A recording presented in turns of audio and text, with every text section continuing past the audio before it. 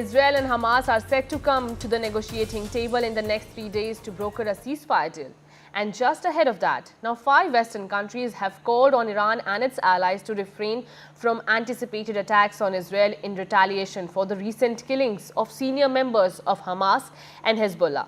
The leaders of the United States, the United Kingdom, France, Germany and Italy have issued a joint statement expressing their support for ongoing efforts to de-escalate tensions in the Middle East and secure a ceasefire in the Israel-Hamas war. Now, the Western powers have also endorsed the latest push by the US, Qatar and Egypt to broker a truce agreement to end the 10-month-long war. We also have Mohammad Ghazali joining us for shortly, but before that, take a look at the report and then we will deep dive into it. But my colleague Mohammad Ghazali is now also live with me and we will talk more about it. But before that, let's take a look at the top report.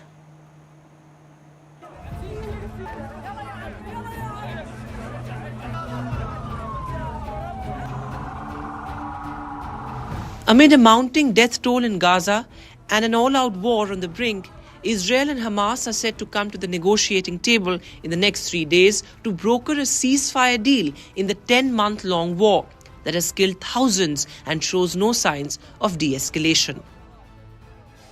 While international mediators like the US, Egypt and Qatar are working towards a peace proposal, an Israeli strike on a school-turned-shelter in Gaza City killed 93 Palestinians, sparking international outrage and highlighting Tel Aviv's continued aggressive tactics in Gaza. From Qatar, Jordan to the UK and US, global leaders expressed outrage and condemned the Israeli strike, one of the deadliest attacks the war has seen yet. The latest strike joins a long list of Israeli attacks on civilian infrastructure, from the infamous IDF strike on the Al Ahli Arab Hospital, among numerous others. Netanyahu said negotiators would attend the talks to finalize the details and implement the framework agreement. The Israeli leader warned that the talks would not halt the offensive in Gaza. Meanwhile, Hamas pushed back on engaging in new negotiations and rather urged mediators to implement the framework agreed upon last month based on US President Joe Biden's proposal. The two parties are to meet for negotiations on August the 15th in either Cairo or Doha to broker a ceasefire and hostage release deal. If the talks do take place later this week, it would mark the first time that Hamas will head into talks with Gaza leader Yahya Sinwar at the helm after Ismail Haniyeh, the group's leader and top negotiator, was killed in Iran earlier this month. Meanwhile, on the ground, protests continue in the West Bank and within Israel, calling for ceasefire.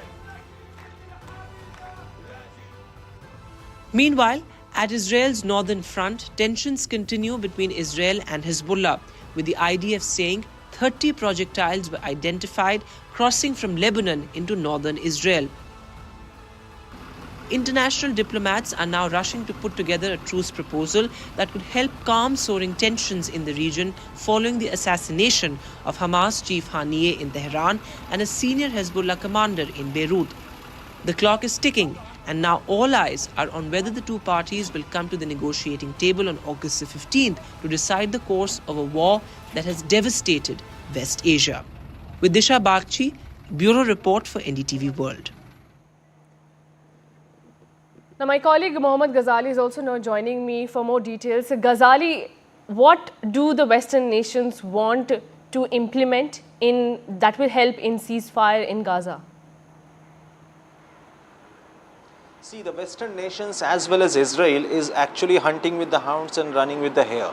Because on one side they're talking about de-escalation, but they're also supporting Israel's war in Gaza against Hamas. And every time, the report also mentioned that every time it appeared that perhaps a ceasefire talk or negotiations are on the table, and both the parties with the help of mediators like Qatar, Egypt or even Turkey will agree for a ceasefire talk or will sit for a negotiation, Israel carries out a brutal attack with maximum casualty, and then the talks derail. Now, another big challenge right now is, though the Western countries are concerned about two things. One, Iran is also preparing for an attack or retaliatory attack on Israel, and they are concerned that perhaps if Iran attacks within the next few days, it will derail the ceasefire talks, and that is why they are expecting that before Iran launches its attack, the ceasefire talks should start.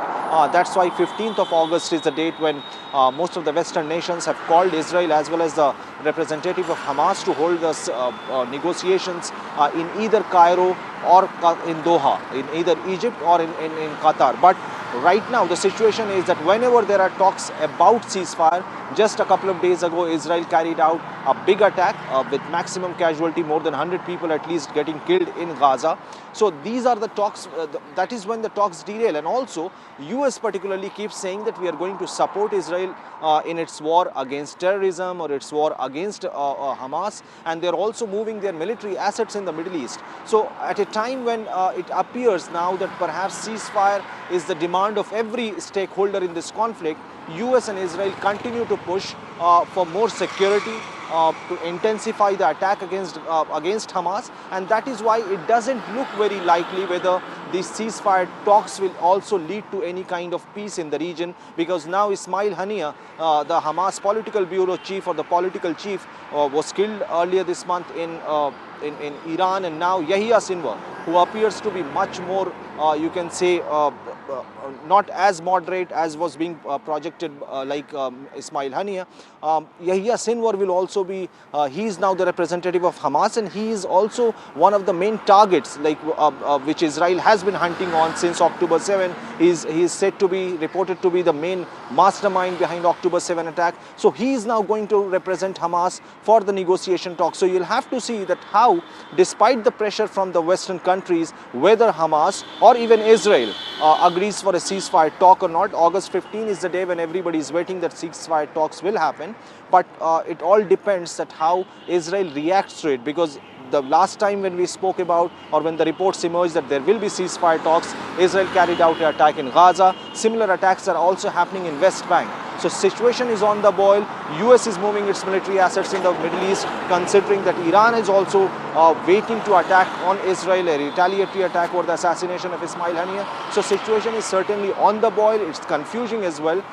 But all the mediators like Egypt, like Turkey and other Middle Eastern nations are also playing the role of mediator. We'll have to see whether all these mediation helps and de-escalate the situation in the Middle East.